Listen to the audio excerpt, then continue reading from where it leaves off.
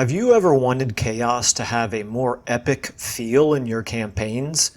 Maybe you like playing some of the Chaos factions and want to bring a real sense of doom and terror to the world. Or maybe you prefer playing as Order, but wish the game truly conveyed some of the dark terror of Chaos as you fight an existential battle to stop the sweeping tides of Chaos from destroying and corrupting all that's good in the world. Or maybe you're like me and enjoy playing both sides of this dichotomy. Either way, here are a few simple but effective mods that make Chaos a more meaningful as well as immersive experience. One will make Chaos a bit more powerful but in a truly thematic way.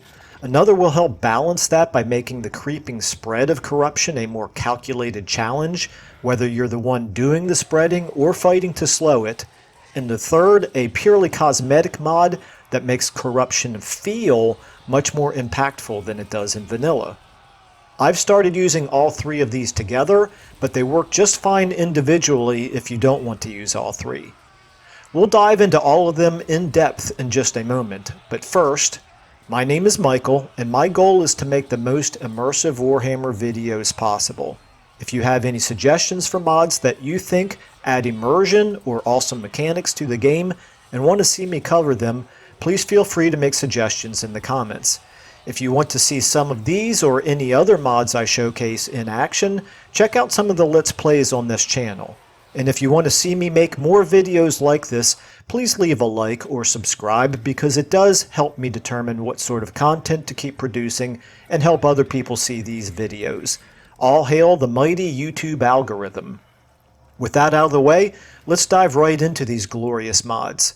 Links to all three of them are in the description below. The first is Chaos Mutations by Stradivarius. Shout out to those of you who recommended I check this out because it's a really thematic addition to the game. Basically, generic lords and heroes of the Beastmen, warriors of Chaos, and Norska will randomly develop extra mutations as they gain levels, and their devotion to the Chaos gods twists them in unpredictable ways even as it makes them stronger. The mechanic is simple but effective. Certain skills on the skill tree trigger a dialogue where you choose exactly how to embrace this dark gift. You can embrace it or try to resist it, but because we're talking about Chaos here, there's a very strong random element to what happens next. It's very flavorful because Chaos ought to be chaotic, and it's really fun from a functional point of view because it's nice to have a system that can't be abused or min-maxed easily. You just have to let Chaos run its course and live with the consequences. Maybe you'll gain a really powerful trait or ability. Maybe you'll gain something good and something bad at the same time. Maybe the gods will reject you and you gain nothing at all. And maybe, just maybe, you'll get turned into a Chaos spawn, and what did you expect from worshipping dark powers anyway? Seriously, all of these things are possible, and it's awesome. So let's check out some examples of the mod in action. So here is an example at the beginning of a Morgur the Shadowgave campaign where we have Roskor Bloodgorge here. He is a generic hero. He is a Gorbul, and if we take a look at him, you will right away start to see in some of these places, for example, right here, Immortality, you can see you may receive a mutation. And then you'll see it here again in Blade Master. So looking over here, it doesn't look like it's the majority of the abilities provide them, but every once in a while you will see one, and so there you go. Now you know that when you take this particular choice, it is going to make it more likely that you will receive a mutation right away with your generic heroes. Okay, and so here we go at the start of turn 2 after the first battle. And one end turn, we now see that our Gorbul here has gained a level. So let's go ahead and find out what happens. If we select Blade Master here, boom, it says you may receive a mutation. So I don't know what the percentages are. And A reward for a loyal servant. One of the dark gods has given you a gift. You feel your body changing, and you see thousands of outcomes. Will you try to influence the outcome, or will fear of change force you to stop the gift? Well, of course, we're going to choose one of them. We're not going to refuse it. My understanding is that you can get a negative result if something bad could happen if you select that. But anyway, so it's clearly the same verbiage here for any of these other three. So let's just go ahead and choose the first one here and see what happens. We got metal bones. Very interesting. Mutation. Metal bones. I like it. I like the fact that you get all these messages here. Okay, so anyway, armor, vigor loss reduction, speed minus 40%. Ooh, so that's definitely a mix of good and bad. So that speed minus 40% is definitely a concern. Definitely going to add some uniqueness, some distinctiveness, and some immersiveness to your characters. And here we are in an Azazel, that's hard to say, an Azazel campaign, which I presume is going to be representative of all of the Warriors of Chaos. And as you can see here, we have ourselves a Chaos Sorcerer, which is, of course, available to all the different Warriors of Chaos factions. If we take a look at their skills, one thing that I noticed that's quite interesting is that when you look at the spells, of course, learning a new spell, none of those have the indication that you could get a Chaos Mutation. However, here in Evasion is one spot where you can see it.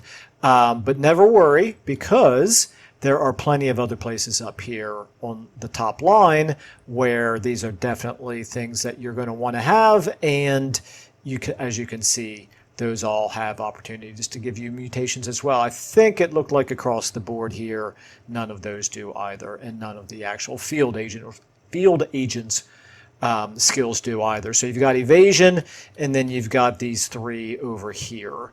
So still plenty of opportunities to get mutations for your Chaos Sorcerers. Okay, and once more, after the initial battle, in this particular case, we do have enough experience here with Eglixus to go ahead and take a new level. So let's go ahead and try this out. Eye of the Gods is available right away. We're going to go ahead and select it. We're going to close out of here. And we're going to get a reward for a loyal servant dialogue here. This time, let's check the second one. And boom, we've got Chameleon. Your skin slides and twists, matching the surrounding landscape. So we got Mutation Chameleon, which gives us, interesting, a hero action success chance. That certainly makes sense. Snipe and Unspottable. Well, Snipe's not going to work real great for us, but Unspottable always good. So yeah, there you go. There's an example of the Warriors of Chaos. In this particular case, a Chaos Sorcerer mutation. And in case you are curious, it's not just for generic heroes, it is also for generic lords. So in this case, we just recruited a lord here, a Chaos Sorcerer Lord of Death, and you can see the same thing when we take a look at their skill tree. It is not all of them, but again, it is some of the different skills that you can either get as you level up, like immunity, or automatically, or Eye of the Gods here is another example. So yeah, there's going to be sometimes Evasion probably as well. Yeah, Evasion. So yeah, there's going to be the opportunity to get mutations for your generic lords as well as generic heroes. And just for kicks, let's find out what happens when we get a mutation for our new lord, Eye of the Gods. Let's go for it. And same pop-up here. Let's go ahead and choose the third option this time. And this time we got Hideous Appearance. Okay, so one that's fairly common, but if you want to look at all of the different available Chaos mutations, there is a screenshot of them all on the mod page. However, as usual, I would always recommend that it's more fun to just find these out on your own through experimentation in the course of your own campaign, but to each their own. And Glexis here, our Chaos Sorcerer, has now reached rank 9, and we have enough skill points to go ahead and either take the Penumbral Pendulum, followed by Evasion, which would give us a mutation, or we could alternatively take Ore of Chaos. In this case, I'm going to go ahead and do this.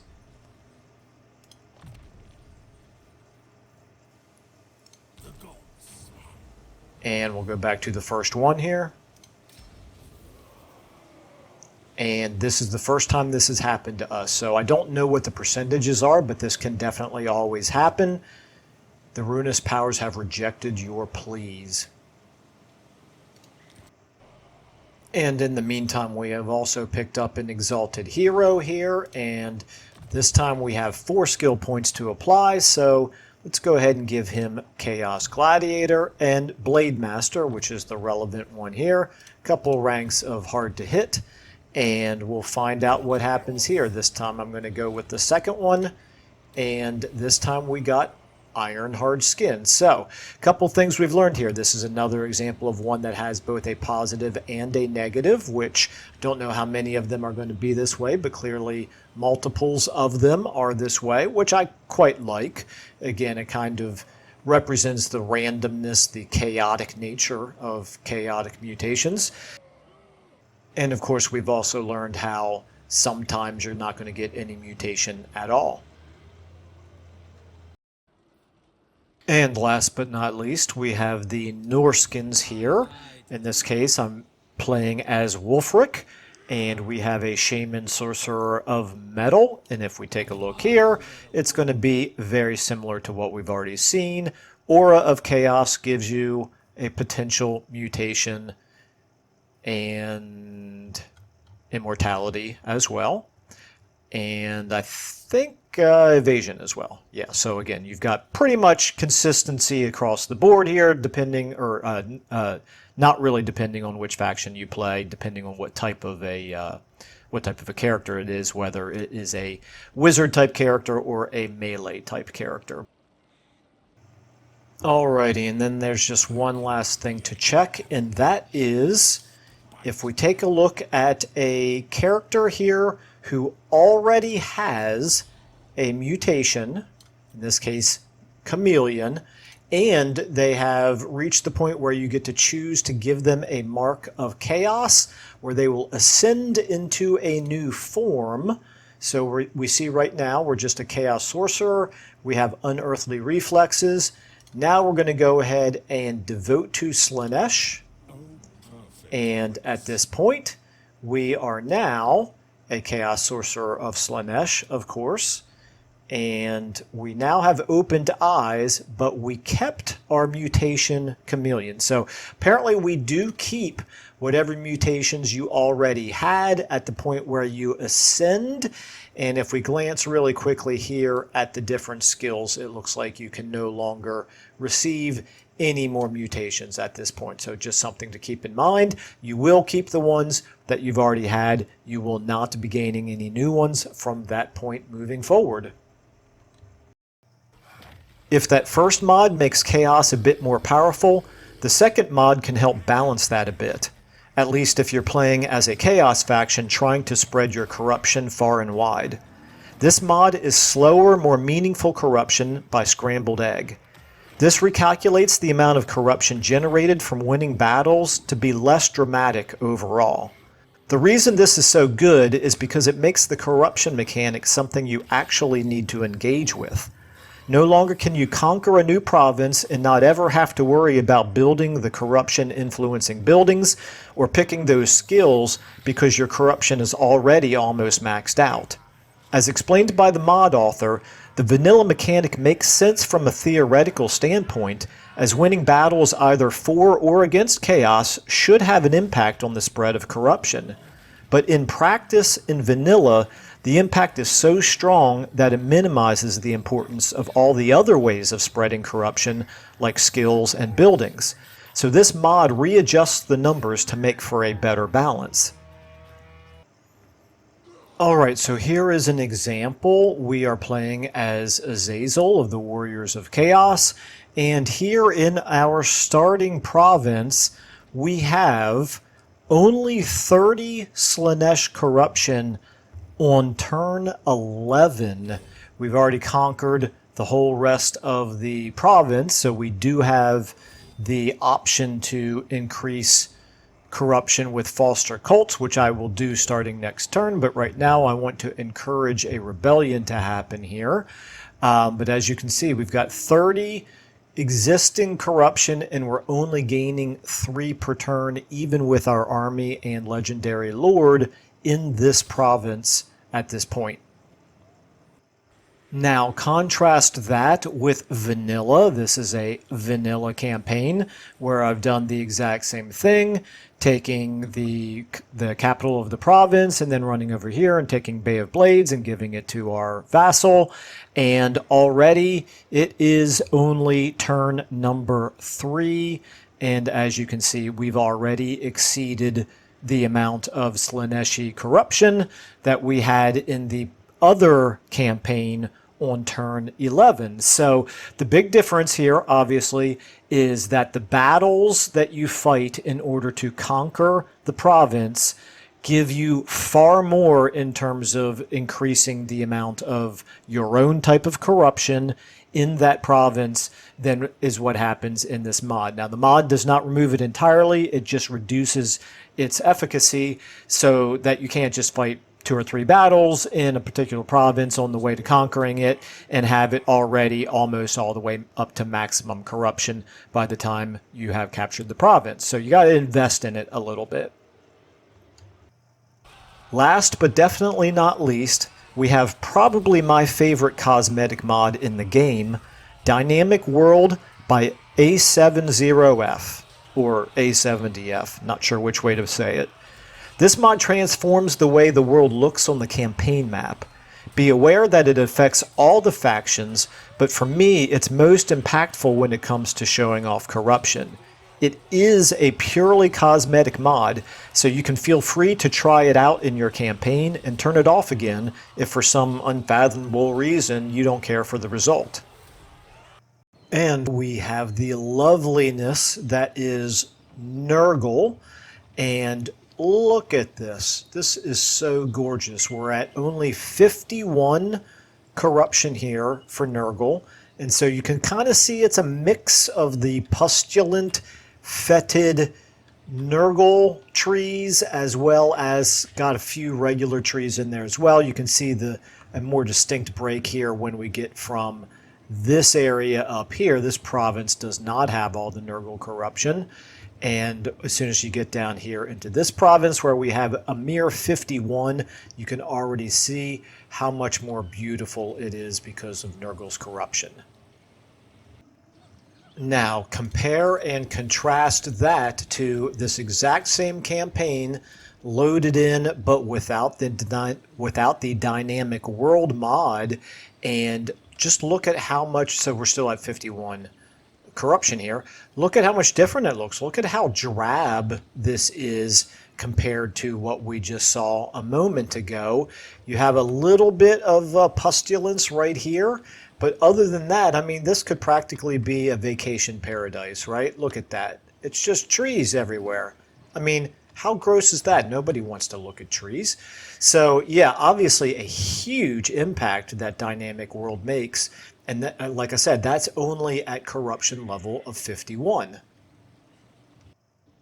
And here we are with Inkari, and you can just see how this mod really makes it stand out, where the corruption of Slaanesh, which is currently at 74 here, is really, really sort of polluting what is supposed to be the beautiful elven island of Ulthuan here. So just to me, I really feel like this can help out the immersion so that you can just really, really feel the impact that chaos is having on the world. And like I said, it is also affecting non-chaos factions, but to me, it is the chaos factions, the chaos corruption, where this mod really stands out. So there you go, 3 mods that make your chaos in your Warhammer campaign more immersive, more interesting, and more terrifying than it is in vanilla. Let me know if you've tried these and what your own experience has been, or if you have any other suggestions that you think makes chaos even more glorious. I'm going to be adding these to most of my Let's Plays moving forward, so check out some of those if you want to see these mods in action. Until then, thank you so much for watching, and I'll see you in the next video.